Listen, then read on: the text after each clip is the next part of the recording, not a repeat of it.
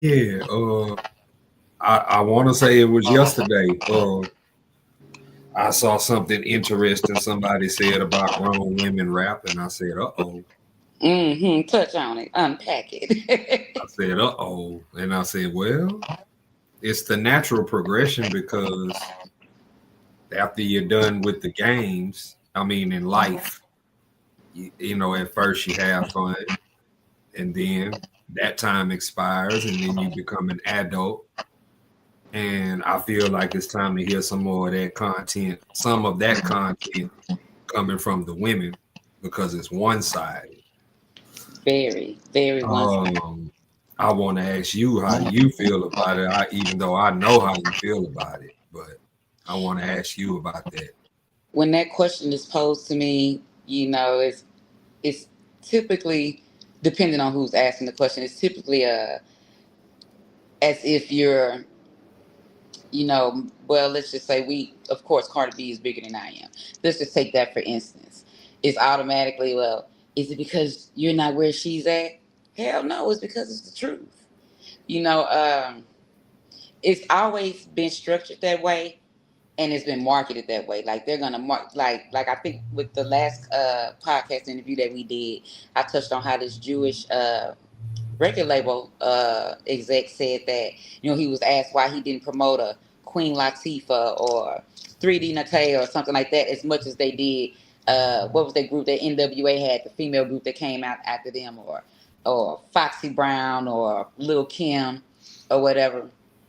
And he said that's because that's not how we view black women. He was just very blunt about it. He was like, we don't see them as queens and this and that. And of course, the rap game will most likely be boring as hell if that's all you heard was, that. But I do also think that we do not have to oversaturate this music with nothing but sex. It's like every these thing doing it was selling pussy.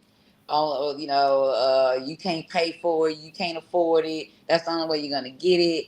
The shift that you're kind of seeing a little bit of now is how women are saying, it's not a fuck a nigga era. It's like, I don't need a nigga, And granted, dating some of these men out here, if you're an artist, you are kind of, be like, damn, I wasn't even trying to go that route, but I might have to speak on it. But the oversaturation of it, and then that's what's really marketed.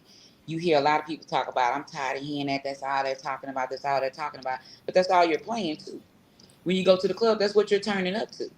It's plenty female artists out here that do not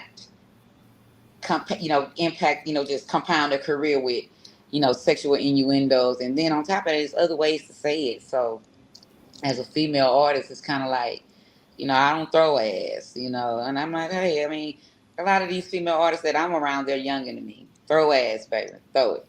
I get that. But with the grown woman rap, it's like there's artists out here that actually do have other, content, that are very versatile. It's so much. Southside Chickens rap about coming down, and it's just so many things that you can do. It's empowerment that you can, project as well. But that's what is really marketed, and especially with the young demographic being the one that controls what's hot, quote unquote. Then yeah, they ain't trying to get nothing else. Throw that ass, bitch. Throw that ass, ho. I'm like, oh, okay.